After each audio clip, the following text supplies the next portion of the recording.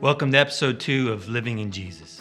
In this episode, we're going to try to understand our origin story. We're going to try to understand how we got to where we did. And really, it goes all the way back to the Garden of Eden with Adam and Eve. So, let's dive into it right now.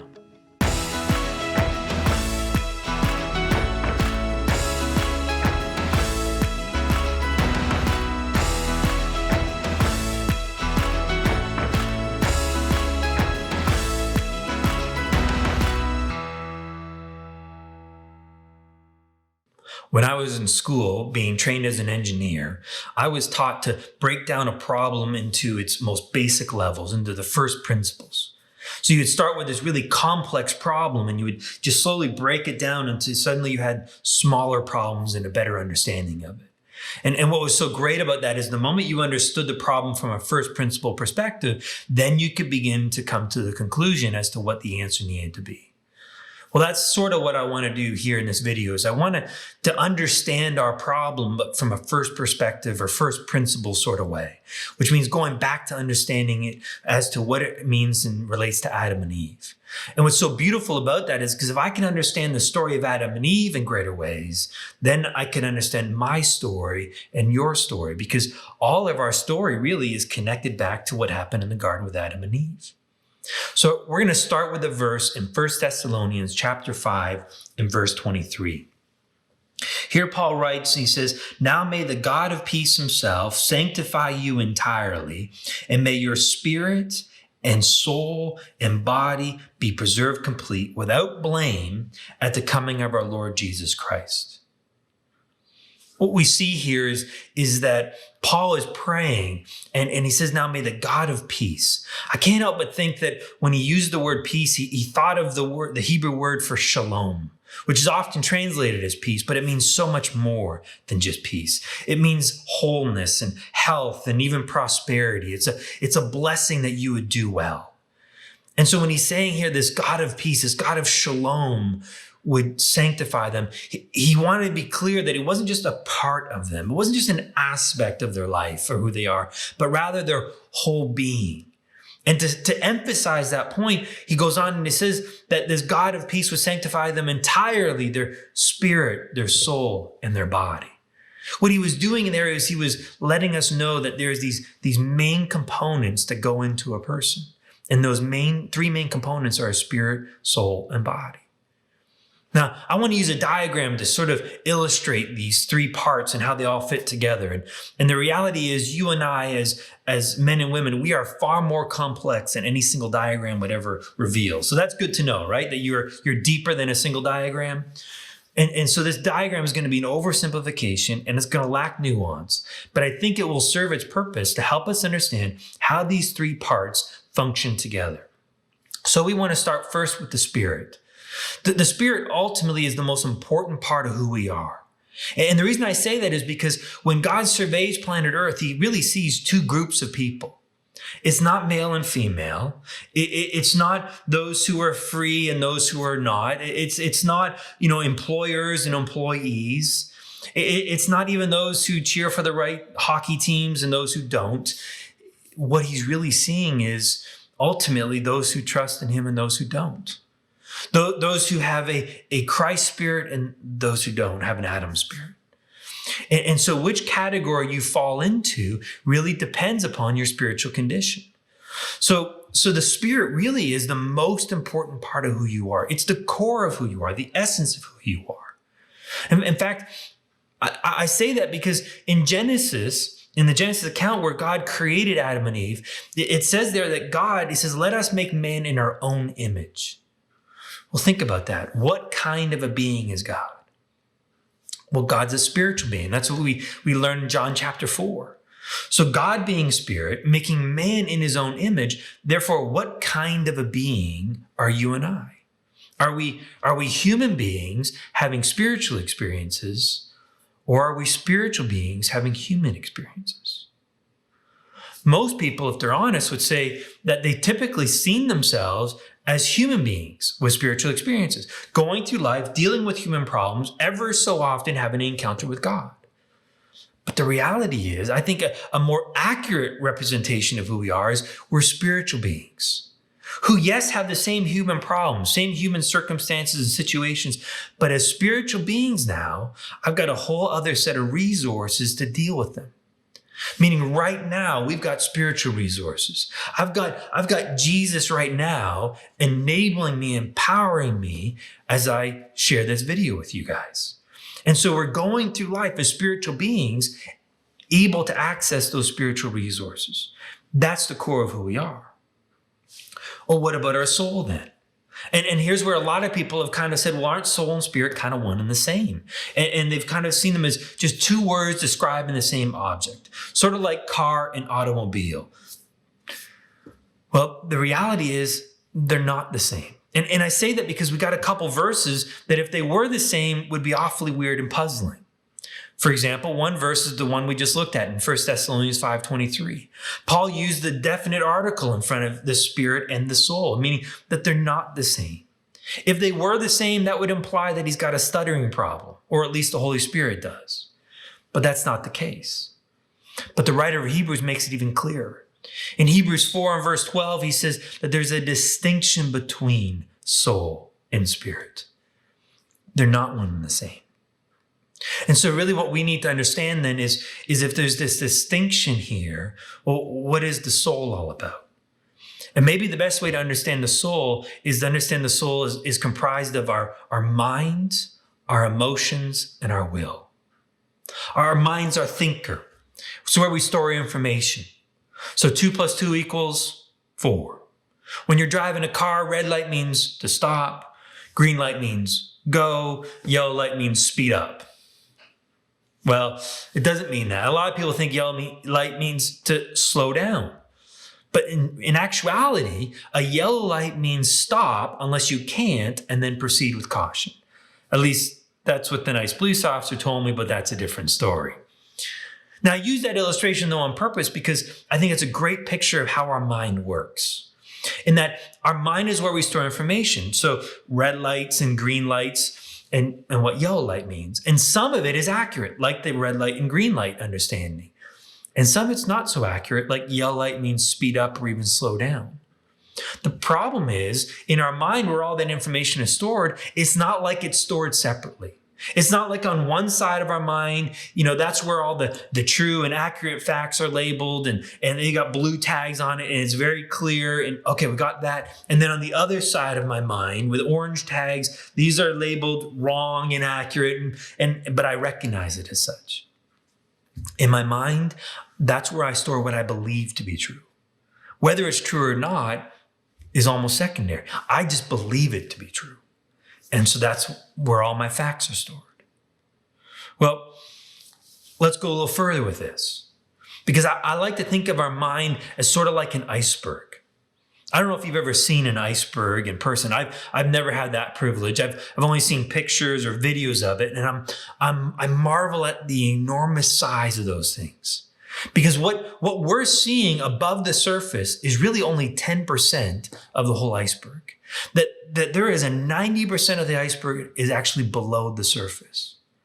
And I think our minds work in a similar manner. Let me explain. I think our mind has what we might refer to as the conscious part of our mind. That's the part of our mind when someone asks you a question like 2 + 2 or red lights and green lights when driving a car. That's where we're using our conscious mind. We're thinking through what are the answers to those questions. But then there's another part of our mind that's below the surface, the subconscious, we might call it, or some have referred to it as. And that subconscious mind is where all of our information, all of our facts, all of what we believe to be true, accurate and inaccurate, all of that is stored. Now, some might think, well, if it's in the subconscious, it's out of sight and out of mind. But the reality is the subconscious is very much active. It's always running in the background, whether we realize it or not. And what it's doing is it's influencing the conscious mind and beginning to define and alter how we perceive things. Let me give you this illustration. Imagine there's this young girl and she struggles with self-esteem issues like a lot of people do. But it's her birthday. And her mom comes to her and says, honey, why don't we go to the mall and you can pick out something you like and we'll buy it for your birthday. So mom and daughter are all excited. They go to the mall and they're walking in and out of different stores, trying on different things. And then they walk by the food court. And this young girl, she looks across and she sees her two best friends sitting at a table. And they're sharing some French fries and a couple drinks together, laughing and giggling away. And she thinks, that's funny. They're my two friends and they didn't invite me. Now she begins to interpret this. And she probably has these thoughts that run through her mind that things such as, they didn't invite me because they didn't want me there.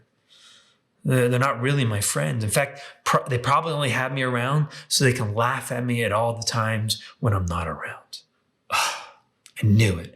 Why would they think they would like me? There's nothing to like about me. I'm such an idiot for trusting them. What was I thinking? I got to go find new friends. Where am I going to go find friends? And she's bombarded now with all those self-rejecting, condemning thoughts.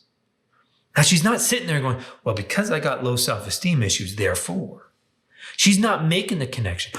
That belief that there's something wrong with her, those low self-esteem issues are influencing her perception of what she's seeing around her right now.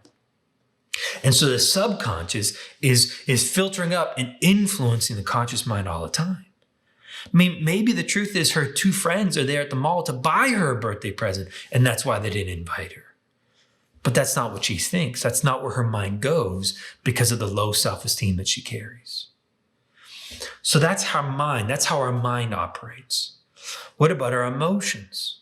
Where our emotions, that's our feeler. And whereas our mind operates, based on where facts are stored, our feeler, our feelings, our emotions, while they're always real, they're never factual. What do I mean by that? Well, imagine you're walking in a parking lot. Maybe you've had this, maybe you haven't, but you're walking a parking lot and you feel like someone's behind you. And then you turn around and you discover, well, there's no one actually there. Well, the feeling was real. No one's denying the feeling that you had. And it's really important not to deny what you're feeling because that would just be ludicrous. It's just, the reality is you had the feeling. But the reality is the feeling wasn't telling you what was true, what was factual, because that's not the job of feelings. Feelings aren't meant to do that. They're just meant to tell you something's happening, not specifically what's happening. But this is where a lot of people have gotten into trouble, is they've elevated their feeler as to being what's true, telling them what's accurate. And that's sort of like using a broken clock to tell the time. A broken clock is right twice a day, but that does not mean it's an accurate instrument for telling time. And for some people, what they've done is they've elevated their feeler to tell them what's true. If I feel loved, then I must be loved.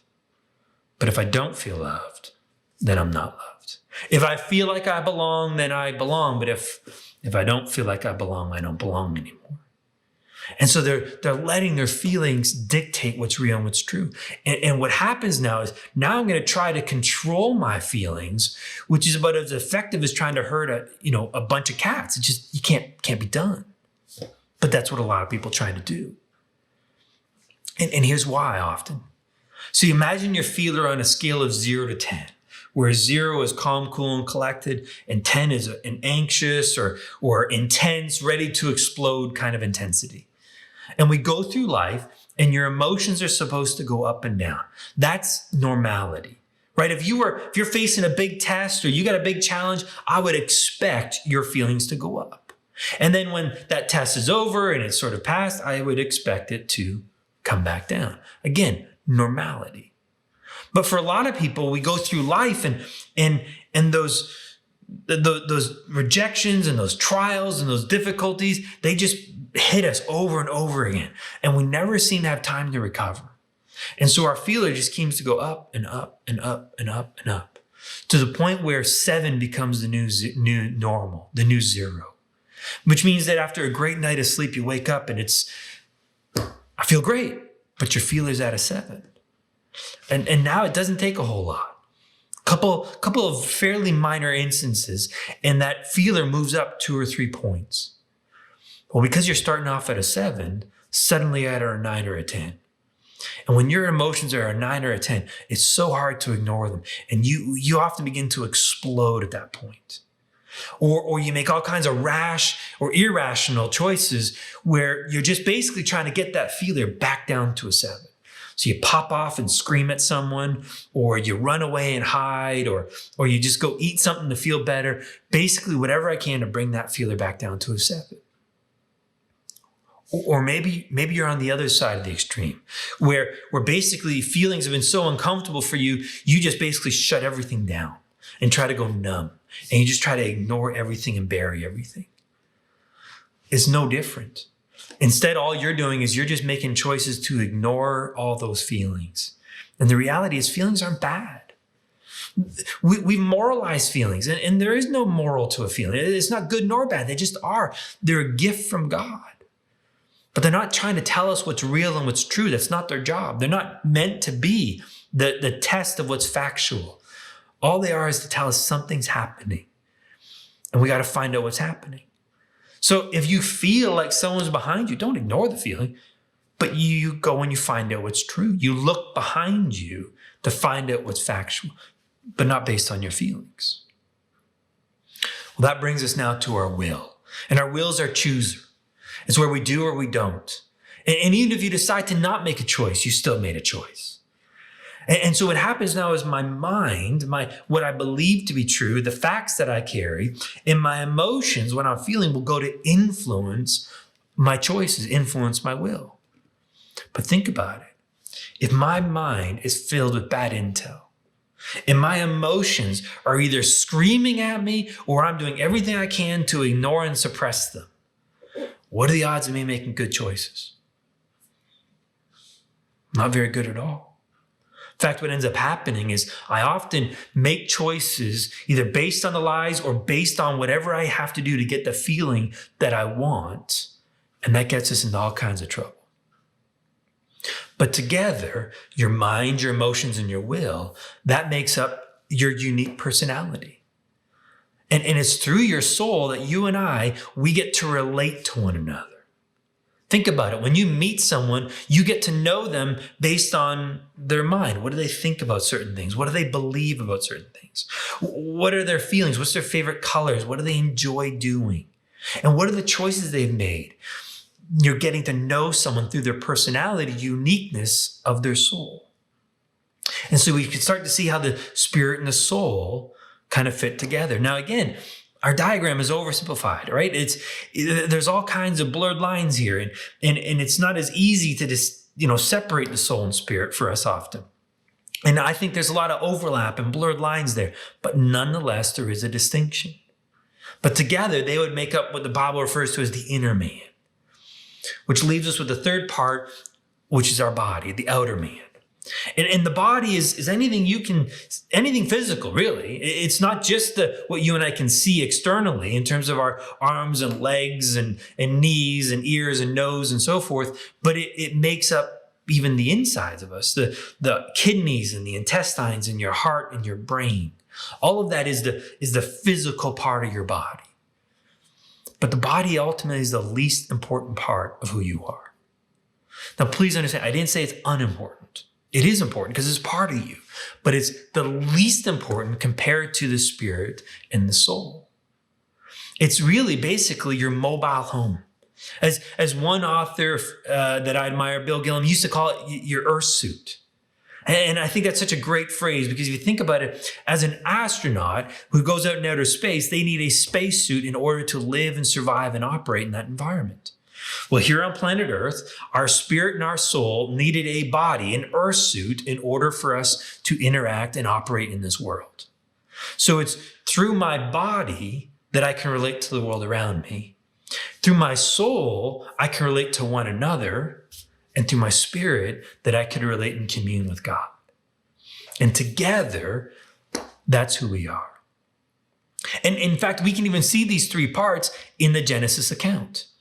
In Genesis 2, chapter 2 and verse 17, we can see where God says, God formed man from the dust of the ground. That refers to his body. And he breathed in him the breath of life. The word there for breath is the same word for spirit. God breathed in him a spirit.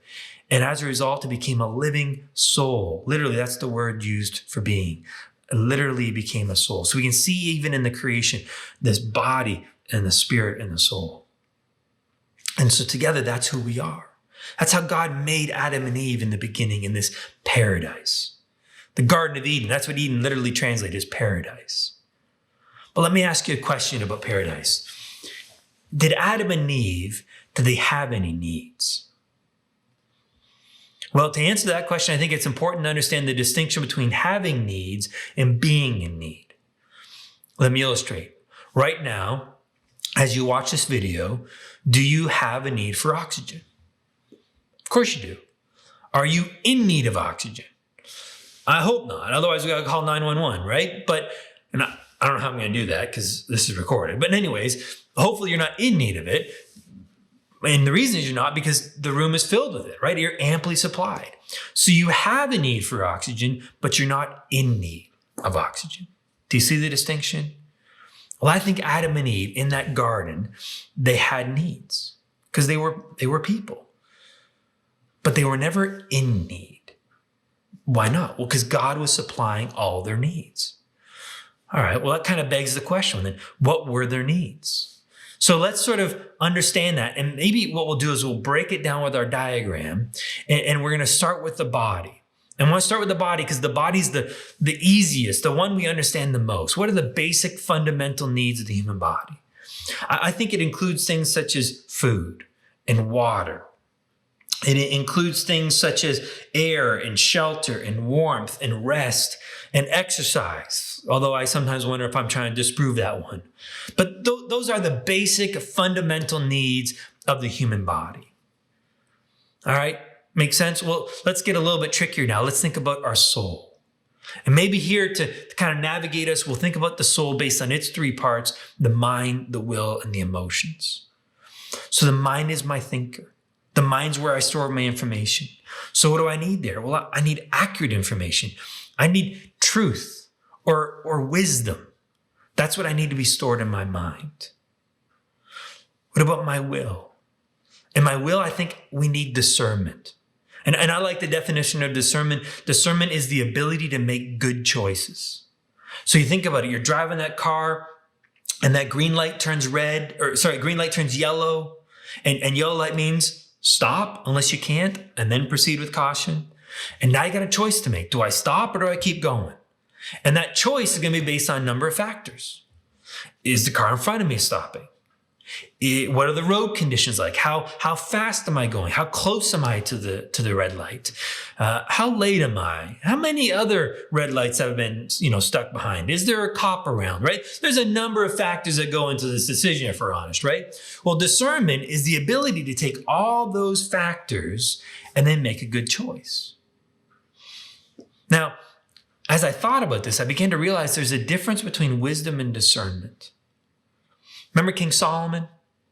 King Solomon was probably most famous for being the wisest person to ever live, right? Because God granted him incredible wisdom.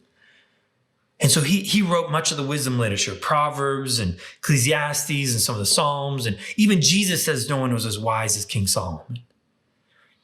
And yet the second most famous thing about King Solomon was the fact that he had about 300 wives, in addition to about 700 concubines. That together is about 999 bad choices, if you ask me.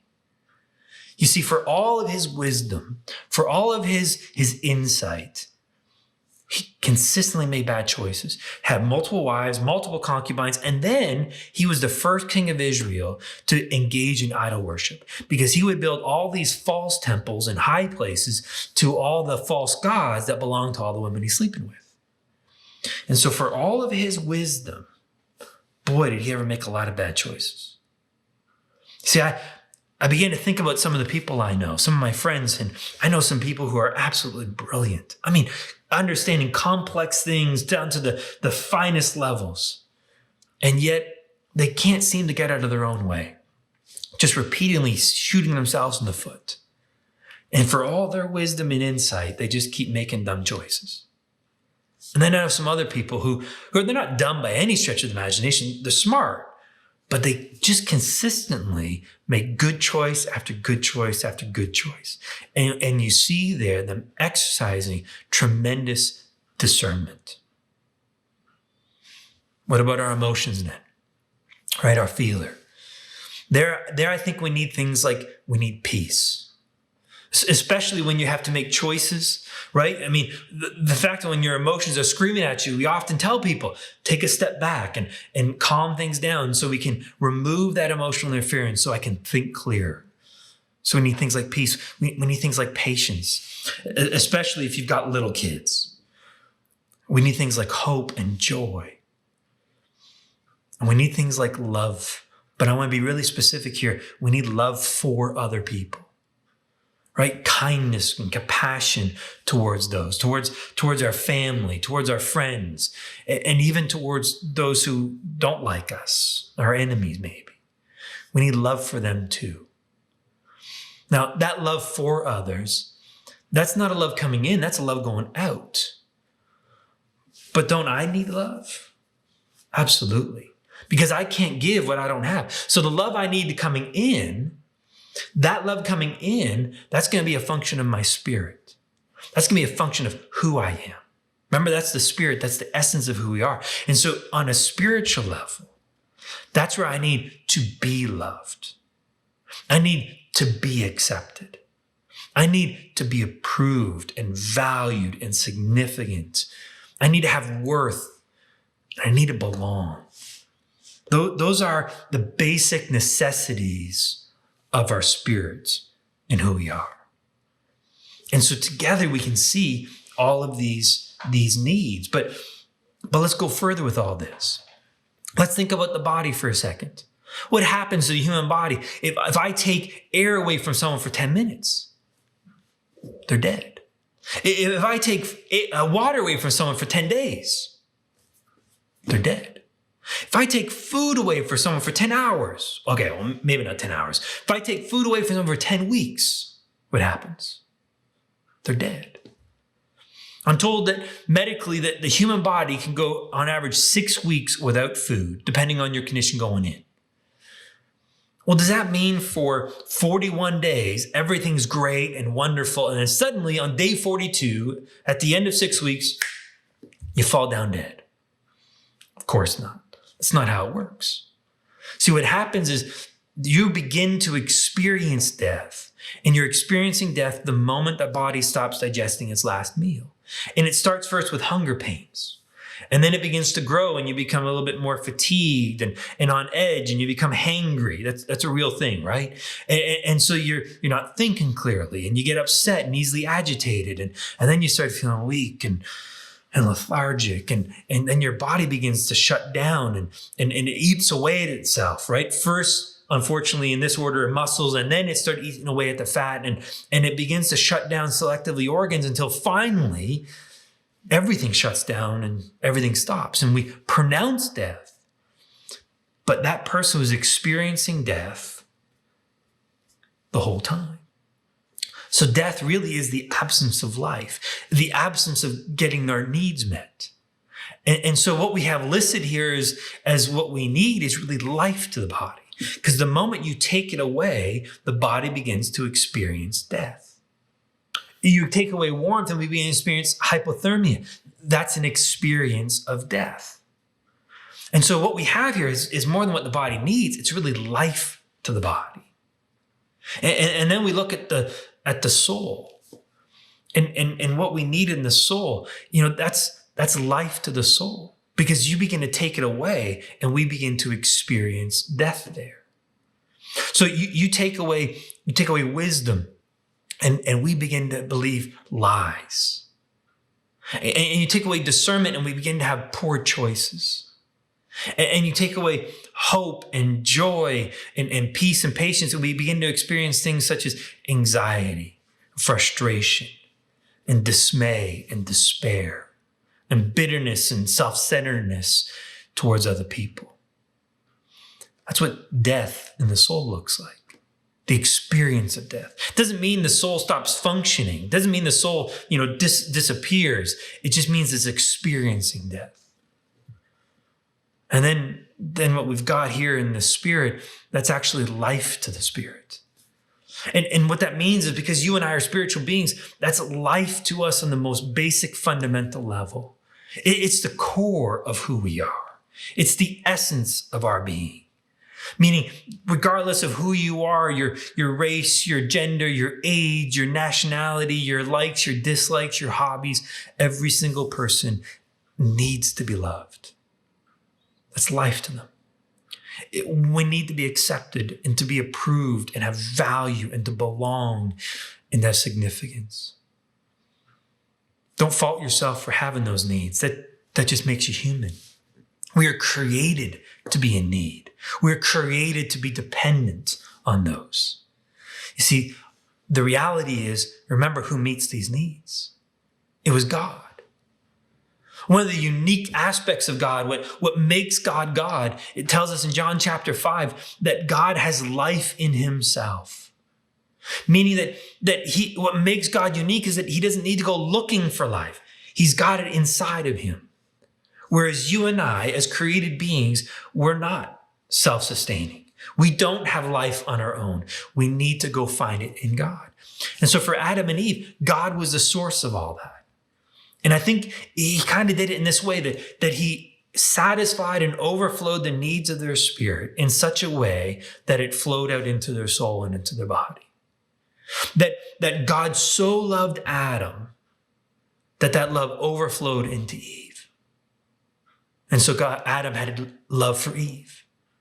And Eve was so safe, so belonging and so secure that she now had peace. And God gave so much value and worth to Adam that he had joy.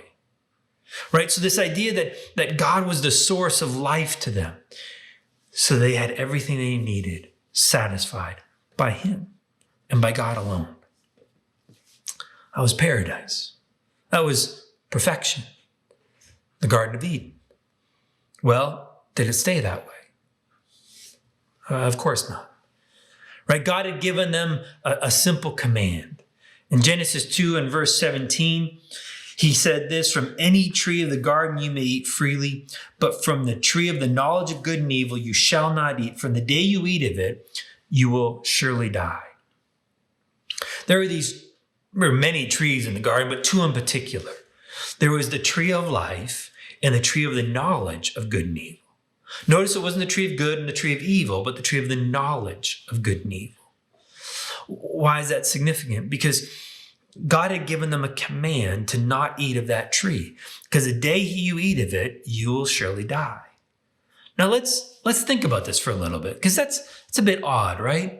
I mean, especially you parents out there, think about it. When your kids were little, you wouldn't, scatter knives around the house and say, "Now, little Jimmy, if you touch that knife, you will likely kill yourself with it. So don't touch it." Right? That's bad parenting. Like, you won't leave sharp, deadly objects lying around. So why would God even create this tree in the first place? Never mind put it in the garden. Like, why would he do that? Well, the reason is because love demands a choice. See, when I proposed to my wife, I didn't come to her with a gun to her head and I said, "Marry me or I'll kill you," right? Because she needed to have the freedom to choose me. Now, we're happily married and, it all worked out in the end, right? It's not how it worked. She needed the freedom to say no in order for her to choose yes. And that's what God was doing with these two trees. See, God already made the choice. He didn't need you and I. It's not like there was a man-shaped hole in his heart and he needed to make man so he could be complete. He was good. He had life in himself. And so he chose to create us because he knew he wanted a you. And so he made Adam and Eve, wanting mankind. The question is, would man now choose God?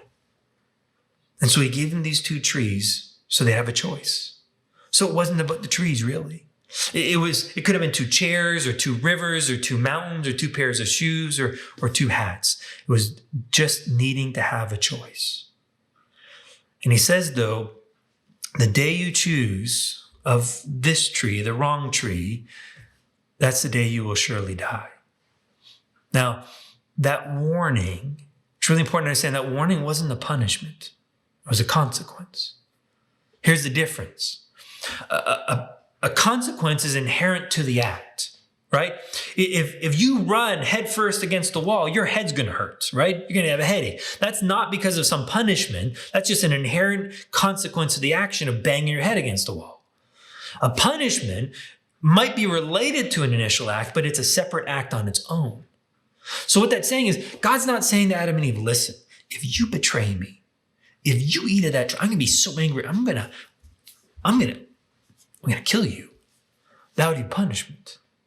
That's not what he's saying. He's saying, listen, I'm life to you. I'm the only source of life you have. And so I need you, I want you to trust me, to rely upon me. But if you don't, if you choose to find life on your own terms, then here's what's going to happen. You're going to experience death. And so he's warning them. Well, along comes a serpent, and the serpent deceives Eve, and Adam disobeys, and they eat, and they fulfill exactly what the serpent wanted to do. In John 10:10, Jesus says the thief has come to steal, kill, and destroy. And that's what he did. He came to steal, kill, and destroy God's creation, and he attacked Adam and Eve in that garden. And in that moment, just as God promised, they experienced death. You may say, well, wait a minute. They went on to live hundreds of years after that. So they didn't actually die. No, they experienced death. Remember, death is more than just the cessation of life in terms of your body falling over dead. They began to experience death. How do we know? What was the first thing Adam and Eve did the moment they ate and they realized they were naked? They hid. From who? Most people say God at this point. The answer actually is from one another. God comes later. Now think about it. The first thing they do, Adam and Eve, they eat, they realize they're naked, and they're like, this isn't okay. Now, was it wrong for Adam and Eve to see each other naked? Of course not. They're married, husband and wife. They've been already seeing each other naked. But something changed. See, for the first time in that moment, Adam and Eve no longer had all their needs met. They were now separated, disconnected from God, cut off from their source of life. And so now, instead of experiencing and finding life in God, instead of knowing they're loved and accepted, now their experience is they're unloved. They're rejected. They're not good enough. They're unworthy. They're insecure, and they're alone. It's not that God doesn't love them, but they just can't receive it anymore. And so this is their experience. If I could say it in one word, I'd say it this: Adam and Eve began to experience deep shame. I imagine this way: Adam's looking at Eve and he's thinking to himself, am I okay? Am I man enough for her? Am I big enough? Am I strong enough? Am I masculine enough for her? I don't think I am. How is she ever going to think that about me? And so immediately he sews a fig leaf to hide behind so that she doesn't see what Adam thinks about himself. And Eve's thinking the same thing. Am I beautiful enough? Am I pretty enough? Am I feminine enough? Am I good enough? Does he still find me attractive? Does he want me? I know all my faults and all my flaws. There's no way he could find me attractive right now. I got to hide. And so she sews together a fig leaf. And we see death in their spirit immediately being experienced. And then in their soul, they're experiencing there. Again, how do we know? Well, now when God shows up, now they go jump behind the bushes. No fig leaf's going to do. And God draws them out and says, Adam, what's going on? And Adam says, that woman that you gave me. He's blaming Eve. He's blaming God. Why? Because he was afraid. He was anxious. He was frustrated, believing all kinds of lies, throwing everyone under the bus, bitter, self-centered. We're seeing death being experienced in his soul. And now they got to leave this garden, and they got to go toil, and they got to go struggle. And eventually, the human body will break down and they'll experience physical death. But just as God promised, in the day you eat of that tree, they began to experience death. And that's our problem. See, it's really important to understand that the basic, most fundamental problem of man is that we come here under death. I say that because think about how we often present the gospel. We present the gospel as all about forgiveness of sins so you can go to heaven one day to experience paradise. And while that's important and it's true of the gospel, that's not the primary reason Jesus came. Think about it. In John 10:10, the thief has come to steal, kill, and destroy. But I, Jesus says, I have come that you might have life and have it abundantly. That's the root of what Jesus came to do. Because what dead people need more than forgiveness is they need life. And that's what he's offering us. Think about maybe the most famous verse of the New Testament, John 3:16. For God so loved the world that whoever believes in him would be forgiven and go to heaven one day. That's not what it says. Whoever believes in him shall not perish but have eternal life. That's what you and I need, is we need life because of the death that we are born into. Well, what does that mean? Does that mean we got to get saved all over again to find life? No. That's not what I mean. We're going to explain what that looks like in more detail, but let me give you this illustration, I think, that does a good job explaining all of our situations right now as those who are in Christ. I want you to imagine this homeless guy. We'll call him Bob. And maybe Bob is living on the streets because of, he was a soldier returning from war, or he had a lot of trauma in his life growing up and he's struggling with PTSD. Whatever the case is, Bob lives off the street, which means for him, his only way of surviving is to beg, borrow, and steal. He's doing whatever he can to get by. And then one day, this rich guy walks into town and he sees Bob. And every time he sees Bob, he wants to help Bob and he gives him some money. But he realizes that every time he does it, the reality is Bob's still there. Nothing's really changed about Bob. And he goes, I want to do something that will redeem and rescue Bob, that he never has to borrow again. I know exactly what to do. Makes a sharp left turn and he walks into the bank that he owns, being the richest guy in town. And he comes up to the bank manager and he says, see Bob there? Bob's been struggling. I want to help Bob out. Manager goes, oh yeah, I try to help Bob as much as I can, but every time I help him, he's still on that corner begging. And the rich guy says, I know. Here's what I want to do. I want to add Bob to all of my accounts. The bank manager's kind of blown away by that thought, and he's basically giving access to all his money. And he says, are you sure you want to do that? Are you sure you don't want to do that for me? And the rich guy says, it's okay. I've got more money coming in that me and Bob can spend together. I'm not worried about it. Let's do it. So they fill out all the forms and all the necessary paperwork and sign everything. And then the bank manager gives the rich guy a bank card for Bob. Well, the rich guy walks out of the bank, walks across the street and comes up to Bob. And he says, Bob, I know you're struggling. And I know you're in a tough spot and I want to help you out. Here's a bank card. And this bank card gives you access to all of my funds, all of my resources. And I want you to just go and spend it. I got a meeting I got to run off to now, so I don't have time to share with you right now more about it. But when I finish my meeting, I'm going to come back and we're going to hang out some more. And off he goes. Well, the homeless guy now, Bob, he's looking at the bank card and he's got a few different reactions he could have. One might be, this ain't real. This is a fairy tale. This is a myth. There's no way anybody would be that generous. And he tosses the card.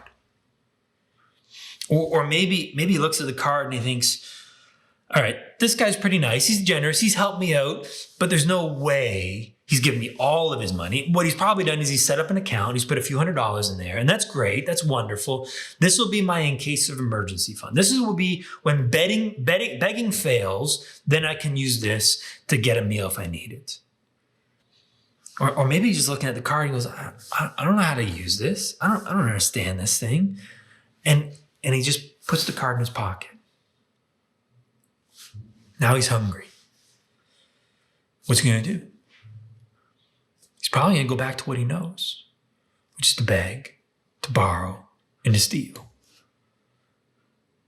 Even though he's the richest guy in town. And that's our story. You see, we're the homeless guy, we're Bob, and Jesus is the rich man. And he's given us access to all of his resources. We're partakers of his divine nature, it says in 2 Peter 1. The problem is, we're not like the unbeliever. We haven't thrown away the card. We've accepted the card, but maybe we don't know how good it really is. Maybe we think it's only just a few things for when my resources run out, and that I'm supposed to do my best and God will do the rest. Or just struggle and get through as hard as I can, and then I'll tap into God's resources if I have to. Or maybe I'm looking at it like, I know it's there. I don't know how to get it into me. I don't know how to experience it. And so whatever reason, we've got Jesus in our pocket and we're going around begging and borrowing, trying to get life from one another. And the reality is, we've got Jesus to be that. What we need to discover, though, is how do I access that life? How do I find life in Jesus? And what's preventing me from experiencing that? And that's what we're going to look at in the next video. I hope you enjoyed this episode. In our next episode, we're going to try to take a look at understanding what it is that we're battling with each and every day. Why is it that we struggle? But before you watch that, please go ahead and subscribe and share and like this video.